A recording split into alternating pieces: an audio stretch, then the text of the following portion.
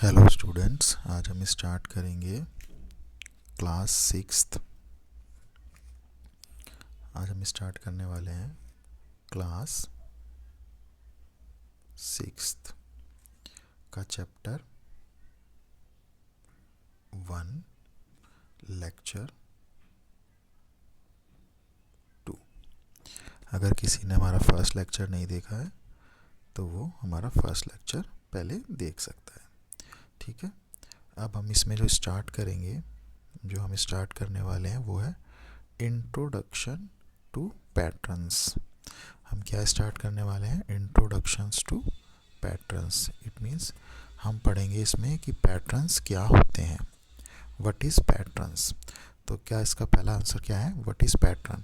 A pattern is something that repeats in a consistent manner according to specific rule. कह रहा है pattern एक something है। Pattern is a something, कुछ भी जो रिपीट होता है। क्या होता है? बार बार रिपीट होता है। और किस में रिपीट होता है? एक कंसिस्टेंट मैनर में रिपीट होता है according to a specific rule. और उसमें एक रूल होता है, यानी कि वो कैसे रिपीट होगा, हर बार वैसे सेम पैटर्न में दोबारा से रिपीट होता है।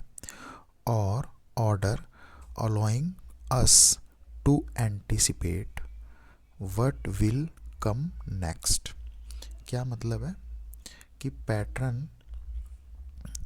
क्या है? पैटर्न इज समथिंग, कुछ भी जो रिपीट होता है, कंसिस्टेंट रिपीट होता है, स्पेसिफिक रूल में रिपीट होता है, और जिससे हमें देखकर ये पता चल सकता है या हम पता लगाते हैं यानी एंटिसिपेट करते हैं कि अब जो नेक्स्ट नंबर है वो क्या आएगा, दैट इज़ कम नेक्स्ट। अब यहाँ पे दो वर्ड हैं, कंसिस्टेंट, लगातार। कंसिस्टेंट का मतलब होता है लगातार, और ये जो है हमारा एंटिसिपेट। एंटिसिपेट का मतलब होता है पूर्व अनुमान, यानी पहले से पता लगाना। ठीक है, तो pattern is something which is repeat in consistent manner according to specific rule and allowing us to anticipate the what will come next. जो नेक्स्ट में आएगा उससे हम पता लगा सकते हैं। अगर कुछ ऐसा है जिससे कुछ रिपीट हो रहा है बार बार, लेकिन हम ये नहीं पता लगा सकते कि नेक्स्ट क्या आएगा, तो वो पैटर्न नहीं होता। अगर ऐसा कुछ बार बार रिपीट हो रहा है जो कि एक कंसिस्टेंटली रिपीट नहीं हो रहा, जैसे एक चीज़ एक दिन बाद हो रही है, दूसरी 3 दिन बाद हो रही है, फिर चौथे दिन हो जाती है, फिर 5वें दिन हो जाती है, फिर 9वें दिन होती है, फिर 10वें दिन होती है, फिर एकदम से 15 दिन बाद होती है, तो इसमें देखोगे तो कोई भी एक कंसिस्टेंट मैनर नहीं है, कोई भी एक पैटर्न नहीं बन रहा। अब हम इसके आगे कोई भी नेक्स्ट नंबर पहचान नहीं सकते। तो पैटर्न क्या है? कुछ भी जो बार बार रिपीट होता है लेकिन कंसिस्टेंट रहता है, एक जैसा ही रूल बनाता है और एक रूल में रहता है, और हमें उससे ये पता चल सकता है कि नेक्स्ट क्या आएगा। ठीक है, तो पैटर्न कुछ भी हो सकता है, उसमें बस हम ये पता लगा सकें कि क्या नेक्स्ट में आएगा, वही पैटर्न है। चलिए अब कुछ ये एग्जाम्पल है नीचे आपकी बुक्स में, वो पढ़ते हैं।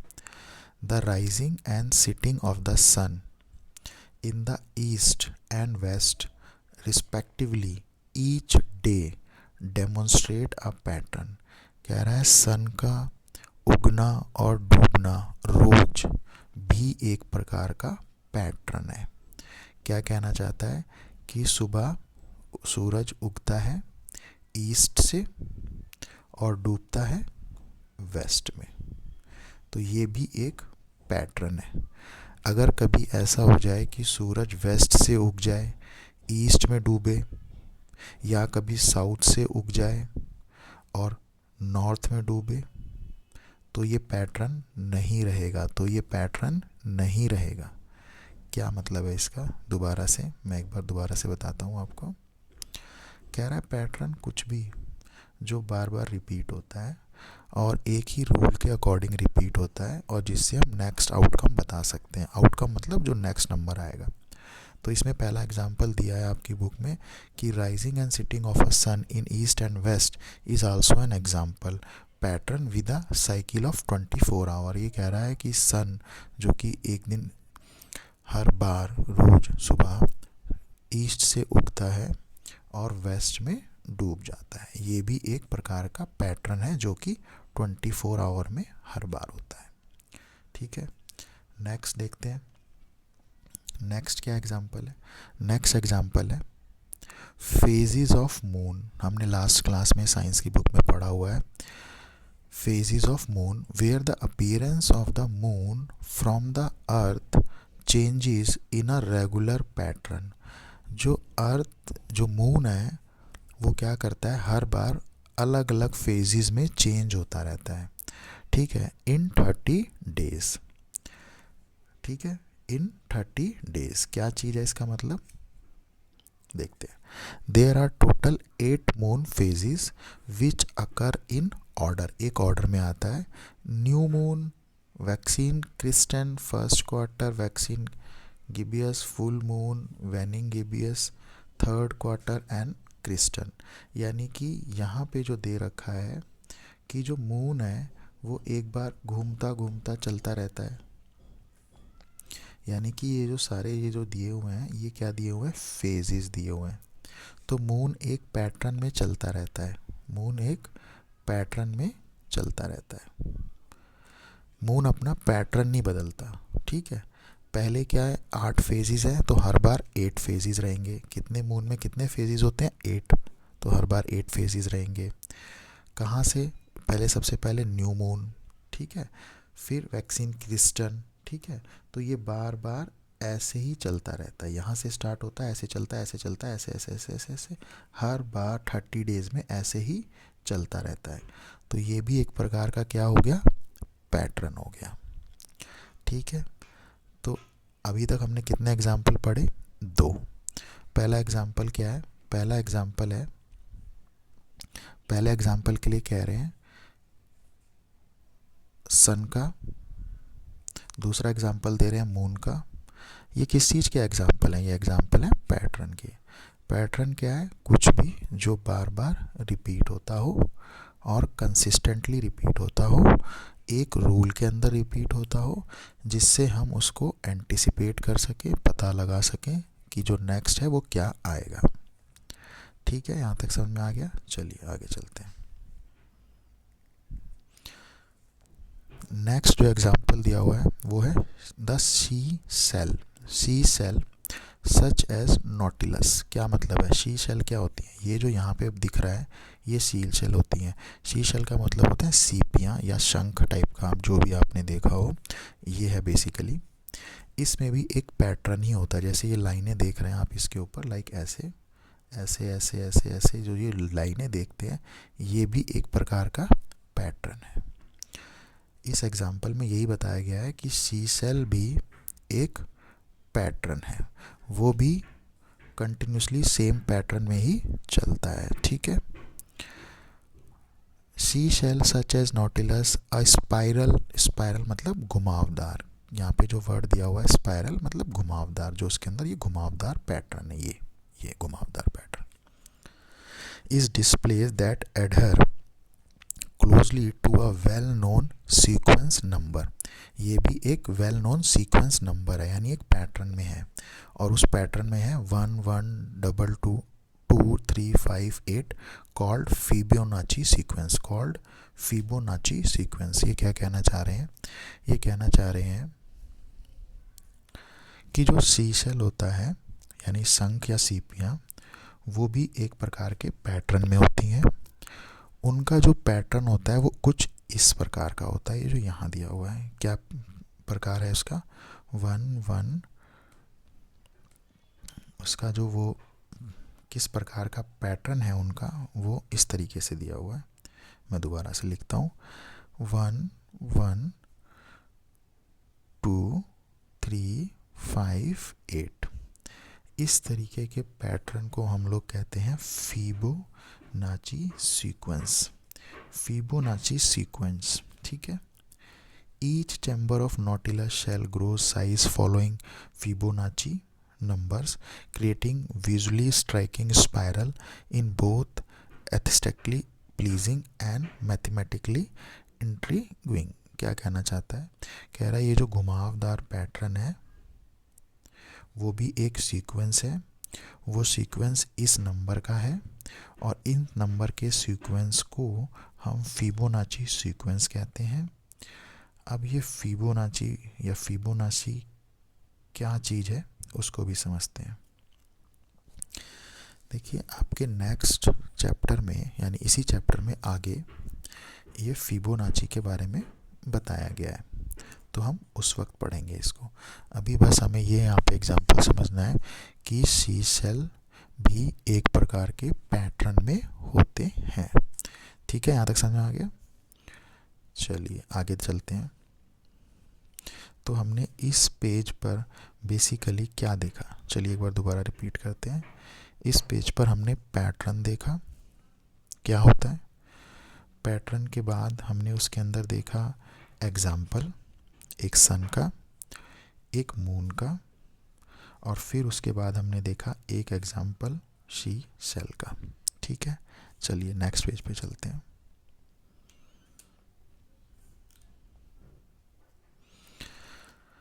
अब यहाँ पे दिया हुआ है नेक्स्ट पेज पे फैक्ट फाइल। ये फैक्ट फाइल क्या होती है, एक जनरल इन्फॉर्मेशन या जनरल नॉलेज की बात होती है जो हमें सिखाई जाती है। जैसे हम चैप्टर पढ़ रहे हैं पैटर्न का, ठीक है, हम चैप्टर पढ़ रहे हैं पैटर्न का, पैटर्न है ना। तो उसके अंदर पैटर्न के बारे में एक फैक्ट बताया गया। पहला क्या है, अ spiral is a curve that originate from central point moving further and further away its revolve around that point। ये कह रहा है स्पाइरल यानी घुमावदार जो हमने सीपियाँ देखी थी उसके अंदर खास बात क्या होती है कि वो एक सेंटर से शुरू होती हैं और उसी के सेंटर के चारों तरफ ऐसे घूमती रहती हैं, दोबारा से ऐसे ऐसे ऐसे ऐसे ऐसे। वो शंख वो जो होता है वो ऐसे बना होता है सेंटर पॉइंट और वो आगे की तरफ बढ़ता रहता है, लेकिन वो स्टार्ट कहाँ से होता है, सेंटर से स्टार्ट होता है। बस इतनी सी बात है इसके अंदर। चलिए अब कुछ और एग्जांपल दिए हुए हैं आगे की तरफ, वो भी देखते हैं। सबसे पहले दिया हुआ है क्रैक्स, कहाँ पे लिखा है, ये रहा, cracks from material to relieve stress they form 120 degree joint in elastic material but 90 degree in elastic material। इस लाइन को समझने के पहले दो वर्ड आए हुए हैं, एक तो है इलास्टिक और एक होता है इन इलास्टिक। इलास्टिक और इन इलास्टिक का क्या मतलब होता है, इलास्टिक का मतलब है, इलास्टिक का मतलब होता है लचीला,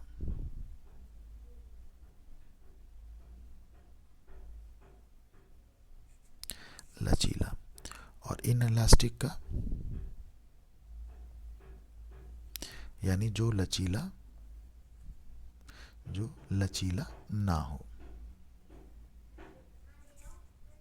ना हो, ठीक है।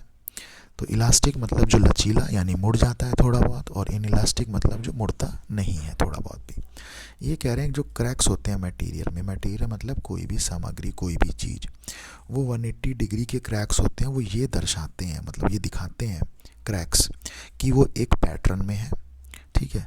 और अगर उसमें कोई पैटर्न नहीं है, कोई भी क्रैक्स नहीं आ रहे, यानी 90 डिग्री पे कोई क्रैक्स बना हुआ है, तो यानी वो मटेरियल क्या है, इन इलास्टिक है। वो मटेरियल क्या है, इन इलास्टिक, यानी वो लचीला मटेरियल नहीं है, उसमें कोई अगर क्रैक्स नहीं आ रहे हैं या क्रैक्स 90 डिग्री ऐसा, 90 डिग्री ऐसा होता है।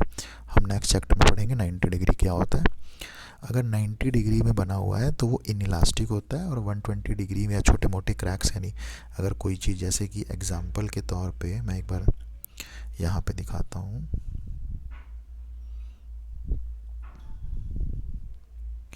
यहाँ पे दिखाता हूँ, ये देखो, ये जो दिया हुआ है यानी ये देखो इसमें, ओ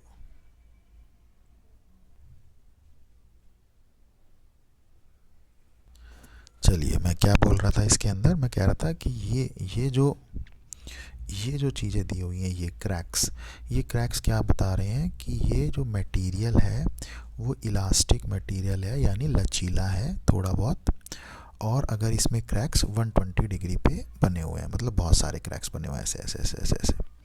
लेकिन अगर उसमें कोई क्रैक्स नहीं है या 90 डिग्री पे क्रैक्स हैं, तो इसका मतलब है वो मटेरियल क्या होता है, इनइलास्टिक होता है। तो यानी ये तो हमारे लिए इम्पोर्टेंट नहीं है। बेसिकली हमारे लिए मैथ्स में इम्पोर्टेंट क्या है कि क्रैक्स जो होते हैं वो भी एक पैटर्न को दिखाते हैं, हमें यहाँ पे ये समझना है।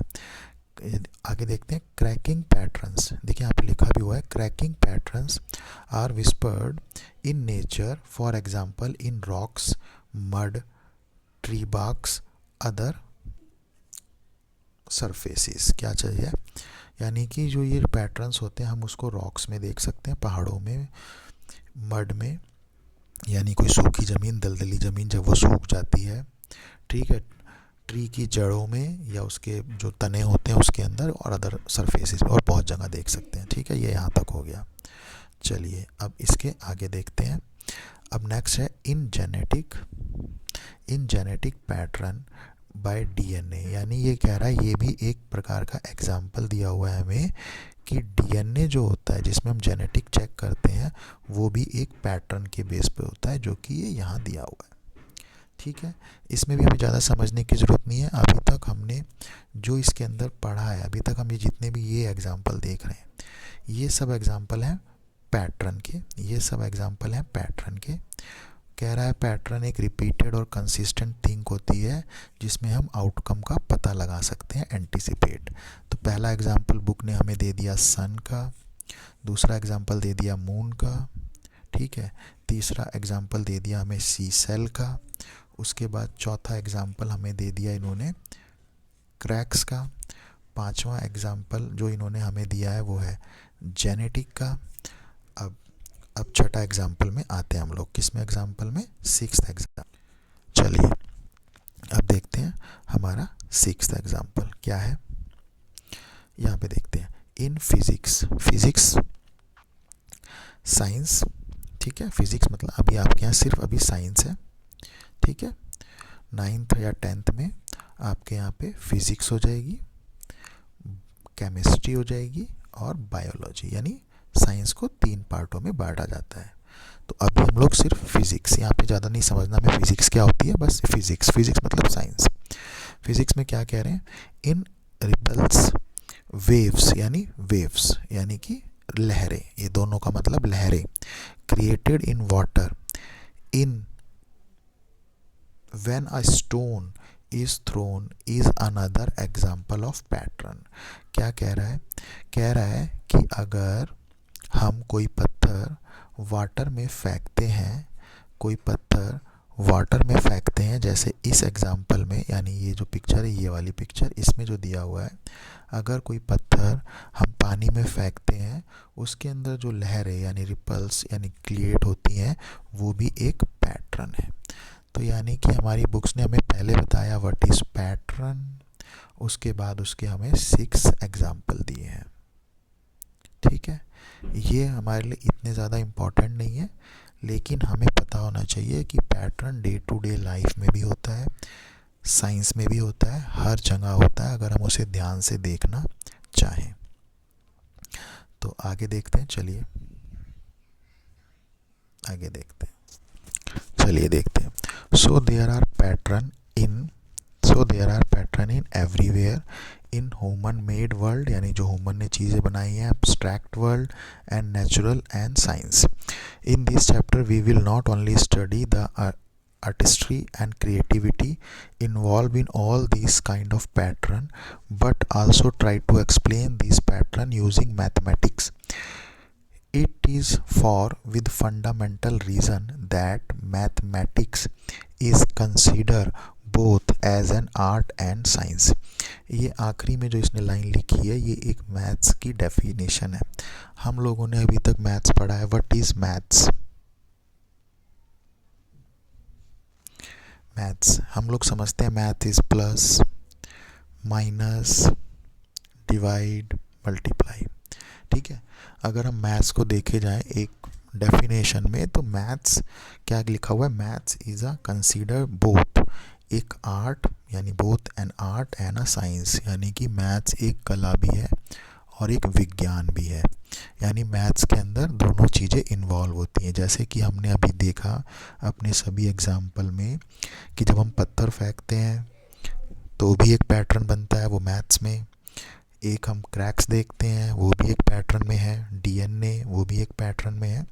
तो ये सब चीज़ें पैटर्न है। तो मैथ्स इज़, क्या हो गया, maths maths is an art and science both. ठीक है, यहाँ तक समझ में आ गया। चलिए आगे चलते हैं। The The understanding, explanation, and prediction of future outcome helped in mankind to develop prosper. Early warning system that observe cloud pattern, hurricanes, and cyclone help us prevent colossal damage. यानी कि मैथ्स में जो pattern है उसका हम इस्तेमाल करके cloud का पैटर्न पता करते हैं। उससे हमें पता चलता है कि हरिकेन्स या कोई आंधी तूफान, ठीक है, साइक्लोन्स, ऐसा तो कुछ नहीं आ रहा। तो ये सब क्या है, एक मैथ्स के एग्जाम्पल है। तो ये सब थियोरेटिकल पार्ट है पैटर्न्स का। ठीक है, आपने ये देख लिया, ये सारा क्या दिया हुआ है, ये पीछे तक हमारा इंट्रोडक्शन और पैटर्न से ये पीछे तक क्या है, ये सारा का सारा एक थियोरेटिकल पार्ट है हमें पैटर्न्स को समझाने के लिए। चलिए अब एक एक्सरसाइज करते हैं जो हमें दी हुई है। पहली एक्सरसाइज, पहला question, give as many example as you can from day to day life scenarios where mathematics help us.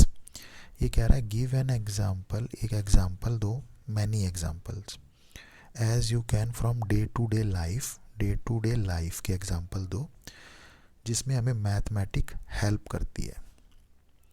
ये एग्जाम्पल तो बहुत सारे हो सकते हैं। मैथ्स तो हमेशा ही हेल्प करती है हमारी, मैथ्स तो हमेशा ही हेल्प करती है। तो हमें बहुत सारे एग्जाम्पल लिखने हैं। तो चलिए एक दो एग्जाम्पल हम बता देते हैं। जैसे हम डेली शॉप पे जाते हैं, कुछ सामान खरीदते हैं, दुकानदार से पूछते हैं कि ये कितने का हुआ, हमें दो चीज़ें लेनी है। तो हमें क्या करना होता है, प्लस माइनस करना होता है। तो हमें बेसिकली हमें क्या पता चल गया, कैलकुलेशन, कैलकुलेशन क्या पता चल गया, कैलकुलेशन ऑफ कॉस्ट। हम कैलकुलेशन ऑफ कॉस्ट कर सकते हैं। ठीक है, डे टू डे लाइफ में हम टाइम देख सकते हैं, टाइम, ठीक है, टाइम कितना हो गया, ये भी हम मैथ से ही देखते हैं। दूसरा, calculating, calculating distance and speed, ये भी हम किससे कर सकते हैं, मैथ से कर सकते हैं। ठीक है, ये तीन एग्जाम्पल हो गए। और डे टू डे लाइफ में क्या कर सकते हैं, अगर हम घूमने गए हैं तो डिस्टेंस कैलकुलेट कर लिया, कितना टाइम लगा ये कैलकुलेट कर लिया। दूसरा, अगर हमें कहीं से मनी मिली है तो हम उसको ऐड कर सकते हैं, काउंट कर सकते हैं, मनी काउंटिंग कर सकते हैं। ये हो गया, ये भी मैथ्स ही है। और दूसरी चीज़ और भी एक हो सकता है, जैसे कि हम क्या कैलकुलेट कर सकते हैं, लेंथ, एरिया, वॉल्यूम। ये भी सब किसके एग्जाम्पल हो गए, डेली में मैथ्स जहाँ जहाँ हमें यूज़ हो रही है। ठीक है, जैसे कि भाई अब हम नई क्लास में आए हैं तो हमारी ड्रेस की कितनी लेंथ होनी चाहिए। ठीक है, हमारे पास पापा मम्मी को हमारे कितने पैसे खर्च होंगे, मनी कैलकुलेट काउंट कर सकते हैं। तो ये सब क्या है, डेली मैथ्स के एग्जाम्पल हैं। ठीक है, चलिए नेक्स्ट क्वेश्चन करते हैं, देखते हैं नेक्स्ट क्वेश्चन। नेक्स्ट क्वेश्चन क्या है हमारा, सेकंड, क्या कह रहा है, what role has mathematics played in the progress of mankind by contributing to discoveries and invention in the following fields. क्या कह रहा है, what is the role of mathematics played in the progress of mankind. Mankind यानी जो मनुष्य जिसने तरक्की करी है, उसकी तरक्की में मैथ्स ने कैसे हेल्प किया है। मैथ्स यानी कि मैथ्स कैसे हमें हेल्प किया है अपने डेवलप करने में, डेवलपिंग कंट्री में, मैनकाइंड के लिए। तो इन्होंने कुछ क्या बता रहे हैं, क्राइटेरिया, मैथ्स ने कहाँ कहाँ हमें हेल्प किया हुआ है। फर्स्ट दोबारा पढ़ लेते हैं एक बार, what role has mathematics played. ठीक है, प्लेड यानी कि मैथमेटिक ने प्लेड किया है किसमें, प्रोग्रेस ऑफ मैनकाइंड में। इन द, कहाँ पे लिखा हुआ है, इन द फॉलोइंग फील्ड्स। ठीक है, पहली फील्ड क्या है, इकोनॉमी एंड डेमोक्रेसी। पहले तो यही पता होना चाहिए कि इकोनॉमी क्या होती है, डेमोक्रेसी क्या होती है। इकोनॉमी मतलब होती है अर्थशास्त्र, यानी कि जो हमारी कंट्री है इंडिया, ठीक है, उसमें कितना पैसों का लेन देन होता है, इकोनॉमी। वैसे तो ये 11th 10th और 11th के कॉन्सेप्ट हमें बाद में समझ में आएंगे बहुत ही अच्छे तरीके से, पर इकोनॉमी मतलब अर्थशास्त्र, उसमें पैसों का लेन देन। तो यानी कि इंडिया में कितना पैसा आया, कितना गया, ठीक है, उसकी नेशनल इनकम कितनी है, हमारी कंट्री की इनकम कितनी है, हमारी कंट्री में क्या क्या बना हुआ है, तो ये सब इकोनॉमी का पार्ट है।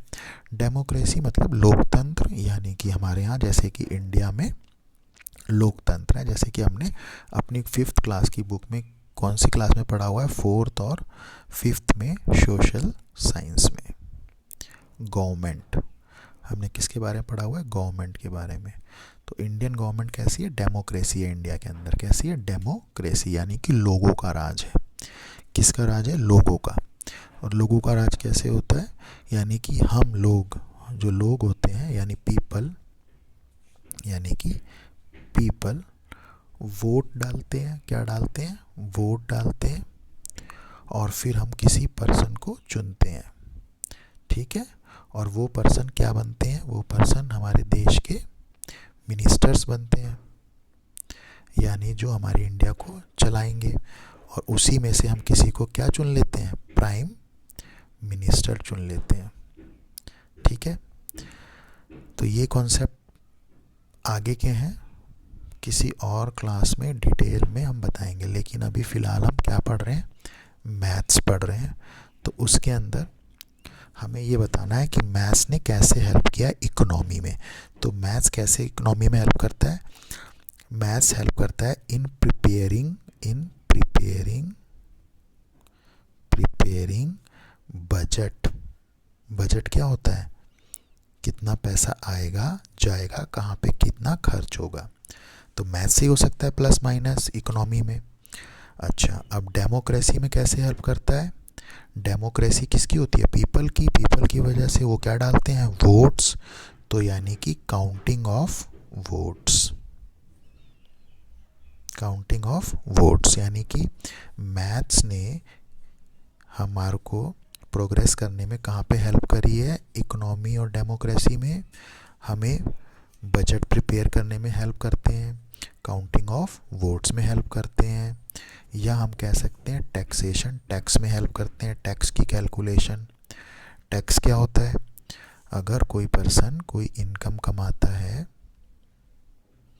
तो गवर्नमेंट उसकी इनकम में से थोड़ा सा पैसा अपने लिए रखती है देश को चलाने के लिए, उसे बोलते हैं टैक्स, यानी इनकम में से टैक्स माइनस, यानी गवर्नमेंट को देना होता है। ठीक है, यहाँ तक ठीक है। चलिए आगे चलते हैं।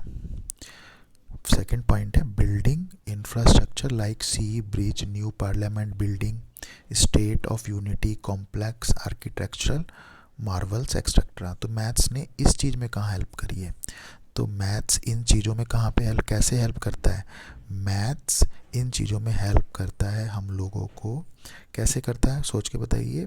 यूज्ड, मैथ्स कहाँ यूज्ड होगा, यूज्ड इन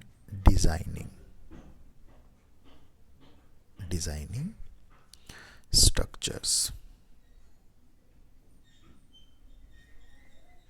ठीक है, अब ये कैसे हो सकता है, अब ये हो सकता है जैसे कि, अब ये कैसे होता होगा, ये देख लेते हैं। अब जैसे कि हमारे पास हमें घर बनाना है और हमारा घर का प्लॉट इतना बड़ा है, तो हम कहाँ पे रूम बनाएंगे, कहाँ पे किचन बनाएंगे, कहाँ पे बाथरूम बनाएंगे, इसकी लेंथ कितनी होगी, इसका एरिया कितना होगा, इसका वॉल्यूम कितना होगा, ये सब किसकी हेल्प से निकल सकता है? मैथ्स की हेल्प से। तो मैथ्स हेल्प्स इन डिज़ाइनिंग। किसमें? डिज़ाइनिंग। किसमें हेल्प करेगा मैथ्स? डिज़ाइनिंग स्ट्रक्चर्स, यानी कि ये डिज़ाइनिंग ऑफ स्ट्रक्चर में हेल्प करेगा इसके अंदर। ठीक है। Third point, manufacturing new electronic gadget like cell phone, computer, smartphone. तो आप लोगों ने सभी ने कंप्यूटर की बुक्स में पढ़ा हुआ है AI। लास्ट ईयर था, लास्ट ईयर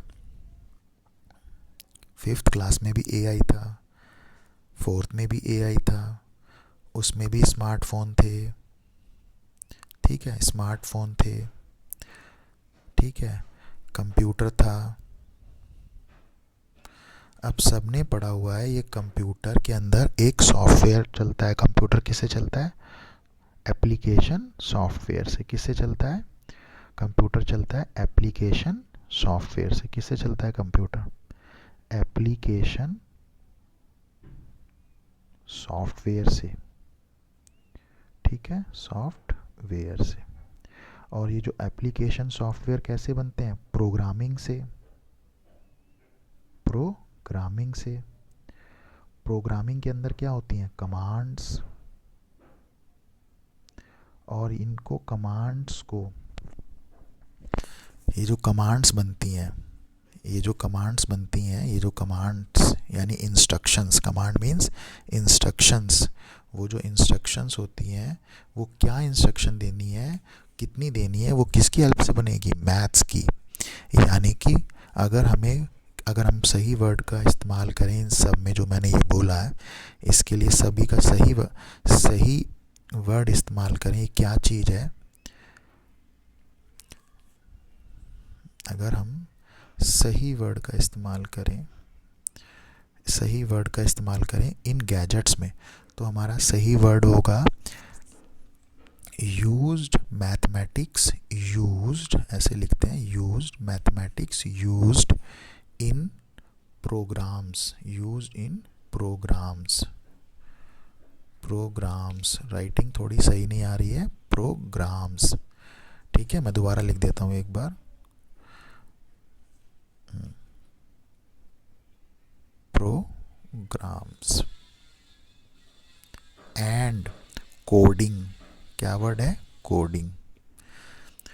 तो हमारे मैथ्स ने कहाँ कहाँ हेल्प करी हुई है? ये जो गैजेट्स होते हैं, mathematics helps in use in programs and coding. चलिए अब आते हैं नेक्स्ट पॉइंट पे। नेक्स्ट पॉइंट है in genetic engineering for improving crop yield, seed quality, development of new medicine. चलिए, यानी ये कह रहा है कि हमारी मैथमेटिक्स ने क्रॉप यील्डिंग में हेल्प करी है हमारी। क्रॉप यील्डिंग क्या होती है? अनाज की उपज को बढ़ाना।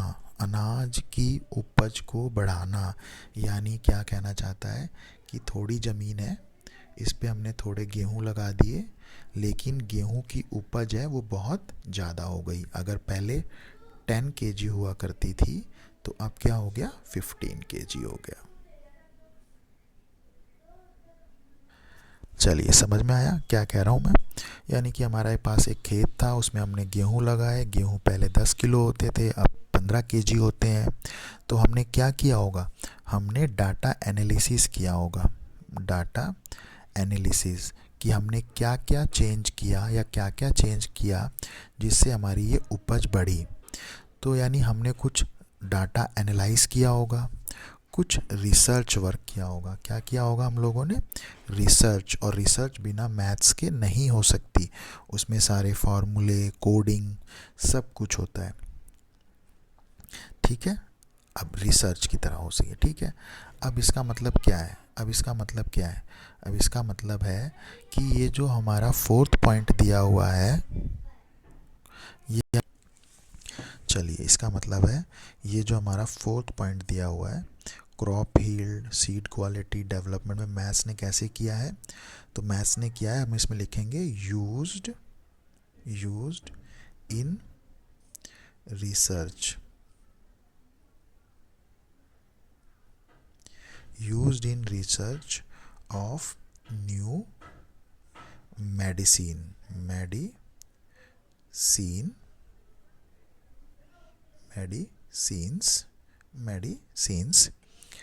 and data analysis। ठीक है, तो यानी इस फोर्थ पॉइंट में क्या लिखेंगे? Mathematics used in research of new medicine and data analysis. चलिए लास्ट पॉइंट क्या है हमारा? लास्ट पॉइंट है हमारा fifth, building in mega structures like ships, submarine, bullet train. तो हम इसको पहले भी डिस्कस कर चुके हैं। ये क्या करेंगे? मैथमेटिक्स यूज्ड और helped us in design of structure में हेल्प करता है हमें, स्ट्रक्चर, डिज़ाइन ऑफ स्ट्रक्चर्स। ठीक है, स्ट्रक्चर्स की स्पेलिंग मैं सही से लिख देता हूँ, used in design of structure. ठीक है, used in design in structures, और इसमें लिख सकते हैं help in speed and distance. ये कैसे हो सकता है? देखिए यहाँ पे लिखा हुआ है बुलेट ट्रेन, तो बुलेट ट्रेन, ये जो लिखा हुआ है बुलेट ट्रेन की स्पीड में ही मायने रखती है। तो helps, mathematics helps in speed and distance and use in design and structure. ये हमारा लास्ट पॉइंट हो गया। चलिए अभी आज का लेक्चर यहीं पे ख़त्म करते हैं। Thank you.